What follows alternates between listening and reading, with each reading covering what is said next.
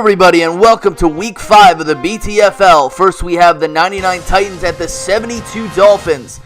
Aaron McNair, he would get it started, giving it to Chris Sanders over the middle, getting it into Dolphins territory. But he'd make a mistake, and Tim Foley would come up with the interception. Bob Greasy, he would make them pay, giving it to Larry Zonka over the middle, and Mercury Morris would pound it in for a touchdown. Eddie George, who had a pretty good week last week, he gets the direct snap and he runs it deep into Dolphins territory. And Steve McNair, he takes the snap, he runs to the left, and he would march it into the end zone for the touchdown. Score is tied 7-all. Mercury Morris, he gets the ensuing kick return. He would get tackled. It's a fumble recovered by Al Del Greco, and Eddie George adds a touchdown. They rally 14 points to make it 14-7. Yancey Thigpen gets the deep Air McNair pass. He gets it into the red zone, but the drive stalls and Al Del Greco knocks in a field goal, 17-7. Larry Zonka, he gets it started, going down the left side and making it into the middle, making it into the red zone, and Mercury Morris, the vulture, taking the touchdown away from Zonka, making it 17-14. Last-ditch effort, and Greasy, he tries to go to Fleming, but it's incomplete. The Titans get another touchdown from Eddie George, and the Titans win 24-14. Both teams are 2-3. And now the highlights with a winless team. The 91 Lions host the 15 Panthers. Eric Kramer would be replaced by Rodney Peete for playing poorly. Rodney Peete, with pressure in his face, would give it to Robert Clark, and he would make it into Panthers territory, and Eddie Murray would knock in a field goal, giving them the lead. Cam Newton, he would be harassed all day, first by Terry Taylor and then by Dan Owens. Rodney Peete, he would give it down the left side, make a mistake. It's intercepted by Peanut Tillman. This would lead Cam Newton to toss it deep with pressure in his face. It's caught by Jonathan Stewart, and he'd run it in for a touchdown. Panthers have a 4-point lead. Then Rodney Peete would give it to Robert Clark again. He'd make it into the Panthers red zone, and then the human highlight reel. Barry Sanders would get the ball. He would plunge it in for a touchdown. Close to the end of the game, Rodney Peete would get sacked by Star Lotulelei. Last-ditch effort, Cam Newton, he would throw it to the left side to the flats. It's incomplete, and the Lions, they get off the schneid with their first win of the season. Congrats to them. This is Chargerdude95, founder of the Dream Season Football League 4. The struggling Brandon Jacobs averaging just 1.7 yards a carry for the 1-3 Giants. He's replaced by the rookie from Marshall, Ahmad Bradshaw. Humphries throws his 5th touchdown of the season. That's to Jefferson. And San Diego leads 7-0 midway opening quarter. Ahmad Bradshaw, just mentioned a moment ago, rookie from Marshall, rips off a huge catch and run for New York. Eli Manning throws a long ball to Plaxico Burress. Then the Giants convert with their first points on a field goal from 32 for Lawrence Tynes. Chargers respond with a Mark Say touchdown catch. What a grab! And the Chargers lead 14-3. Say has his 2nd touchdown of the year. Humphries with his 6th. The Giants are one of the most turnover-prone clubs in the league. They had 34 turnovers in 2007, and they would suffer back-to-back fumble return touchdowns for the Chargers. Rodney Harrison the first. Then here in the second quarter, this is Darian Gordon to give the Chargers a 28-3 lead. Ahmad Bradshaw, as mentioned earlier, would go down. The Giants returned to Brandon Jacobs in the running back core, but it wouldn't matter much as the Chargers, in that 28-3 lead, would add on to it with a touchdown by Natrone Means. San Diego routs the Giants to win their first game of the season. San Diego 49, the New York Giants 6. The 90 Bills, they're winless. At the 88 Bengals, Ira Hillary would get the punt return, weaving through defenders, making them look foolish, getting it into Bills territory. He goes by them, and a sack by James Williams on Boomer Esiason would lead to a Jim Breach field goal, making it 3-0. Jim Kelly, he struggled all game until the third quarter, where he passes the ball to old reliable Don Beebe, and then deep, a diving catch by Andre Reed, and then McKellar would get the ball into the red zone. Thermal Thomas, he would get the touchdown, plunge it in, making it 7-3. Rodney Holman, he would make it into Bills territory, but Esiason would be sacked by Bennett on 4th down and the side would be retired. Jim Kelly, he gives it to Thermal Thomas, and then Thermal, he plunged it into the end zone for the touchdown, giving the Bills a 2-possession lead, and the Bills would win their first game of the season.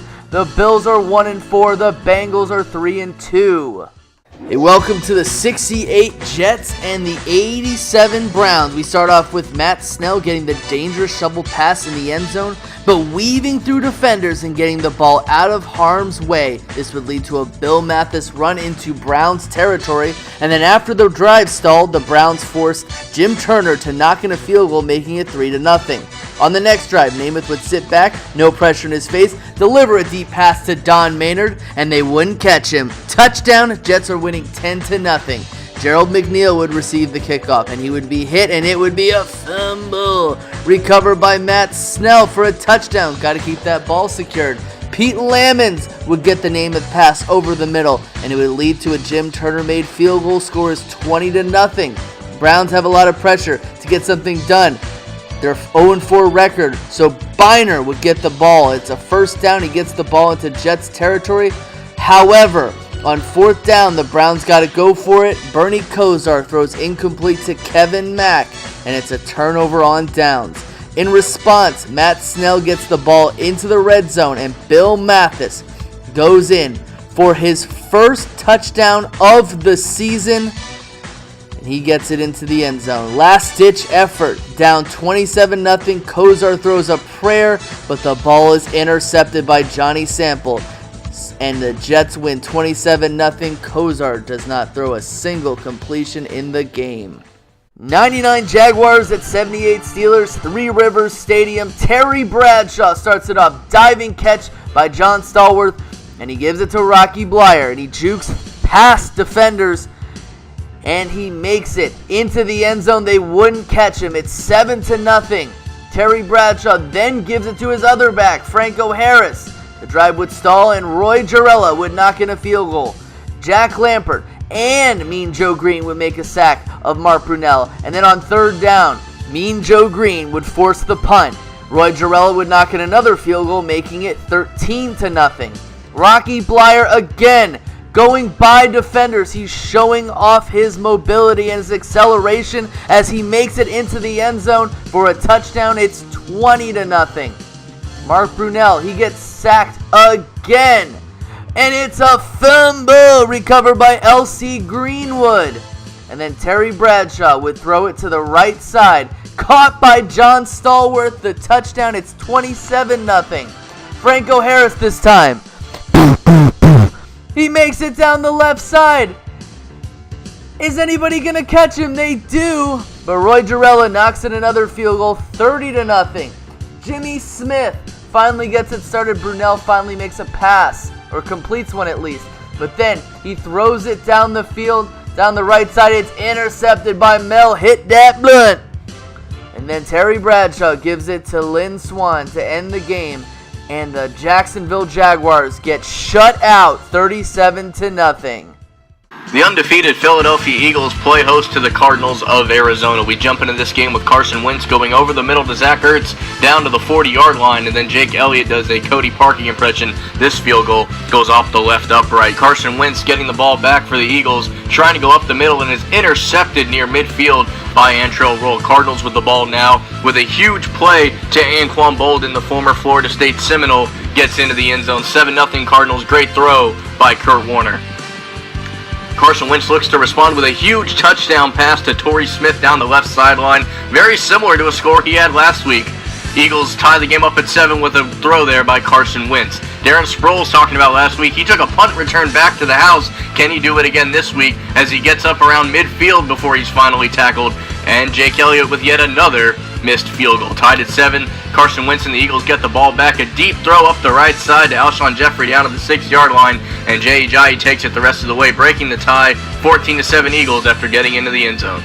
Carson Wentz then over the middle to Jay Ajayi. The same pass he was intercepted on earlier in the game, he connects this time. Then hands it off to Jay Ajayi. Looks like he's going to get tackled around the 15-yard line, but he says, "Get off me." into the end zone. The Eagles go up 21-7, and that proves to be enough to improve on the season. 89 Niners at 06 Colts. Montana versus Peyton Manning.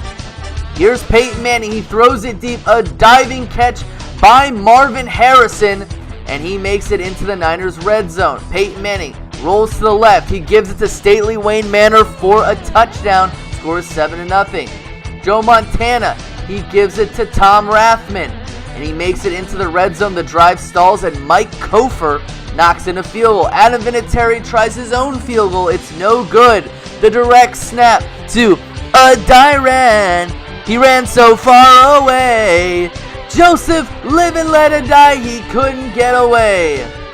And then Peyton Manning gives it to Marvin Harrison in the red zone.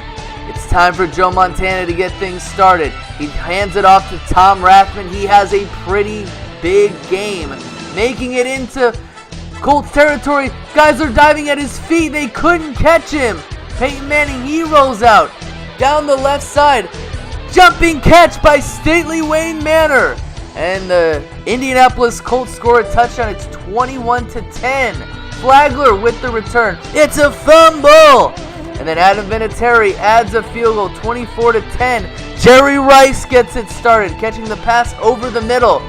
And then Montana, a contested catch by John Taylor. And then John Taylor gets another touchdown. It's a one-possession game.